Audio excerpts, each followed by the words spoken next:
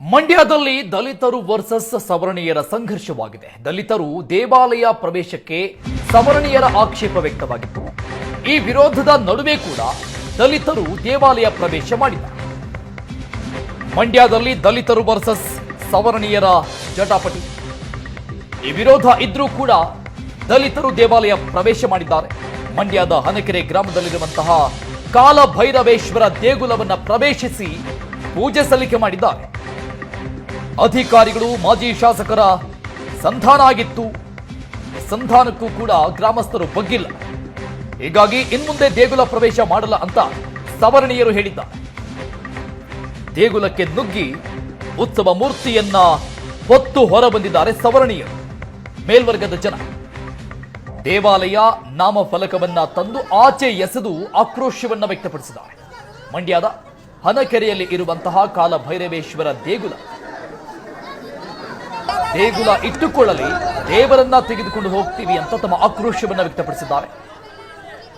ದೃಶ್ಯಗಳಲ್ಲಿ ನೋಡ್ತಾ ಇದ್ದೀವಿ ನಾವು. ಗರ್ಭಗುಡಿಯಿಂದ ಕಾಲಭೈರವೇಶ್ವರನ ಮೂರ್ತಿಯನ್ನ ಹೊರಗಡೆ ತೆಗೆದುಕೊಂಡು ಬಂದಿರುವಂತಹ ದೃಶ್ಯ. ಅಧಿಕಾರಿಗಳು ಮಾಜಿ ಶಾಸಕರು ಈ ಜಟಾಪಟಿಗೆ ಸಂಬಂಧಪಟ್ಟಂಗೆ ಸಂಧಾನಕ್ಕೂ ಕೂಡ ಈಗ ಬಗ್ಗಿಲ್ಲ ಗ್ರಾಮಸ್ಥರು. ಈಗ ನಮ್ಮ ಮೂರು ಜನ ಎಲ್ಲ ದಯವಿಟ್ಟು ಕೇಳ್ಕೊಳ್ಳಿ ಅಂತ ಕೇಳ್ಕೊಳ್ಳಿ. ಅವ್ರಿಗೊಂದು ಮಾತು ಬೆಲೆ ಇದೆ, ಕೇಳ್ಕೊಳ್ಳಿ ಅಂತ ಹೇಳೋರು. ಹಂಗೋ ಮಿತ್ಮೀರಿ ಅವ್ರನ್ನ ಕೂರ್ಸ್ಕ ಆಗ್ತದೆ ಅಲ್ಲ. ದೇವಸ್ಥಾನ ನಮ್ಗೇನೋ ಅವಶ್ಯಕತೆ ಇಲ್ಲ. ನೀವೇ ಅಲ್ಲ. ಈಗ ಕಾಲಭೈರವೇಶ್ವರ ಅಂತ ತೆಗೆದಾಕ್ಬಿಟ್ಟೆ ಎಂ ಶ್ರೀನಿವಾಸ ದೇವಸ್ಥಾನ ಅಷ್ಟೇ ಸರ್. ನಾವೇನು ಮಾಡ್ತೀವಿ ಸರ್? ನಾವೇನು ಬೇರೆ ರೀತಿ ಹೇಳ್ತಾರೆ ಸರ್. ದೇವಸ್ಥಾನ ಬರ್ತಾರೆ ನಾವು ಅವ್ರ ಜೊತೆ ವೈಯಕ್ತಿಕ ಮಾತಾಡ್ತಾರೆ ಸರ್. ನಾವು ಒಳ್ಳೇದ್ ಮಾಡೋರಿಗೆ ಒಳ್ಳೇದ್ ಮಾಡಿದ್ರೆ ಸಾಕು. ಇನ್ನಷ್ಟು ಡೀಟೇಲ್ಸ್ ಕೊಡ್ತಾರೆ ನಮ್ಮ ಪ್ರತಿನಿಧಿ ನಂದನ್ ದೂರವಾಣಿ ಸಂಪರ್ಕದಲ್ಲಿದ್ದಾರೆ. ನಂದನ್, ಒಂದಿಷ್ಟು ವಿರೋಧ ಇತ್ತು, ದಲಿತರು ದೇವಾಲಯ ಪ್ರವೇಶ ಮಾಡಬಾರದು ಅಂತ ಕಾನೂನು ಪ್ರಕಾರ ತಪ್ಪೇ ಇದು. ಆದ್ರೆ ಬಹಳಷ್ಟು ಜಟಾಪಟಿ ಆದಂಕೆ ಕಾಣಿಸ್ತಾ ಇದೆ. ಅಧಿಕಾರಿಗಳು, ಶಾಸಕರು, ಮಾಜಿ ಶಾಸಕರು ಸಂಧಾನ ಮಾಡಿದ್ರು ಕೂಡ ಗ್ರಾಮಸ್ಥರು ಕೇಳಿಲ್ಲ. ಫೈನಲ್ ಏನಾಗಿದೆ ಈಗ?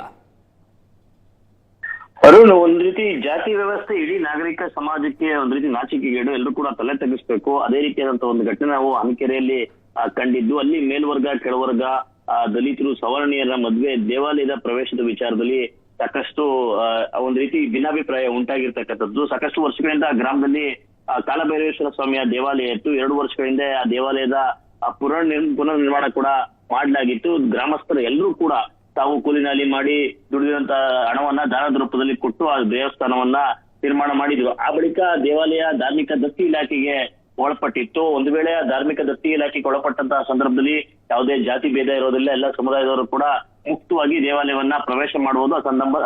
ಆ ಸಂಬಂಧ ಬೋರ್ಡ್ ಕೂಡ ದೇವಾಲಯದ ಮುಂದೆ ಅಳವಡಿಸಲಾಗಿತ್ತು. ಅಂದ್ರೆ ಅದಾದ ಮೇಲೆ ಈ ವಿಚಾರ ಸಾಕಷ್ಟು ಚರ್ಚೆ ಆಗಿತ್ತು. ಅಂದ್ರೆ ದಲಿತರನ್ನ ದೇವಾಲಯದ ಪ್ರವೇಶವನ್ನ ಮಾಡ್ಲಿಕ್ಕೆ ಬಿಡ್ಬೇಕು, ಅವರು ಕೂಡ ಪೂಜೆ ಸಲ್ಲಿಸಲಿಕ್ಕೆ ಅವಕಾಶವನ್ನ ಕೊಡಬೇಕು ಅನ್ನುವಂತ ಕೂಗು ಎದ್ದಿತ್ತು. ಅಂದ್ರೆ ಇದು ಸವರ್ಣೀಯರಿಗೆ ಒಂದಷ್ಟು ಅಸಮಾಧಾನವನ್ನ ಹುಟ್ಟಾಕಿದ್ರು ಕೂಡ ಅವರು ದಲಿತರ ದೇವಾಲಯ ಪ್ರವೇಶಕ್ಕೆ ಒಪ್ಪಿರ್ಲಿಲ್ಲ.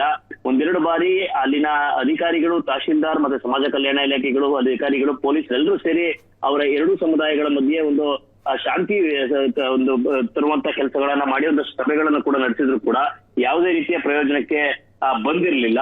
ಕಡೆಗೆ ಇವತ್ತು ದಲಿತ ಮುಖಂಡಗಳೆಲ್ಲರೂ ಸೇರಿ ಇವತ್ತು ದೇವಾಲಯವನ್ನ ಪ್ರವೇಶ ಮಾಡಲೇಬೇಕು, ಕಾನೂನುಬದ್ಧವಾಗಿ ನಾವು ದೇವಾಲಯವನ್ನ ಪ್ರವೇಶ ಮಾಡ್ತೀವಿ ಅಂತೇಳಿ ಪೊಲೀಸರ ಭದ್ರತೆಯೊಂದಿಗೆ ದೇವಾಲಯದ ಬಳಿಗೆ ಸೇರಿದ್ರು. ಆ ಕಾರಣಕ್ಕಾಗಿ ಇವತ್ತು ಮೇಲ್ವರ್ಗದ ಜನರಿಂದ ಸಾಕಷ್ಟು ವಿರೋಧಗಳು ಕೂಡ ವ್ಯಕ್ತ ಆಗಿತ್ತು.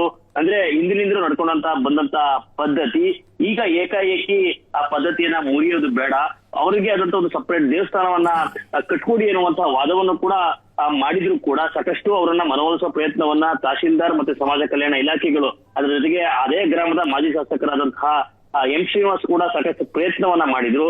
ಆದ್ರೆ ಯಾವುದೇ ರೀತಿಯ ಒಂದು ಅವ್ರ ಮನವಿಗೆ ಪುರಸ್ಕಾರ ಮಾಡುವಂತ ಕೆಲಸವನ್ನ ಅಲ್ಲಿನ ಮೇಲ್ವರ್ಗದ ಜನರು ಮಾಡ್ಲಿಲ್ಲ. ಕಡೆಗೆ ಕಾನೂನುಬದ್ಧವಾಗಿ ಏನ್ ಸಾಮಾಜಿಕ ನ್ಯಾಯ ಏನಿರುತ್ತೋ ಅದರ ಪ್ರಕಾರವಾಗಿ ಪೊಲೀಸರ ಭದ್ರತೆಯಲ್ಲಿ ದಲಿತರಿಗೆ ಪೂಜೆ ಮಾಡುವಂತ ಅವಕಾಶವನ್ನ ಕೂಡ ಕೊಡ್ಲಾಯ್ತು.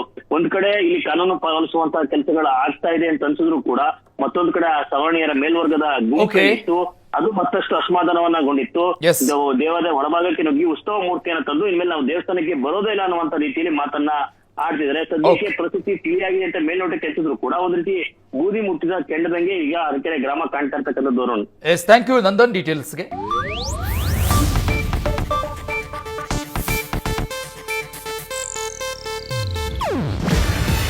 ಇದು ಏಷ್ಯಾನೆಟ್ ನ್ಯೂಸ್ ನೆಟ್ವರ್ಕ್ ಪ್ರಸ್ತುತಿ.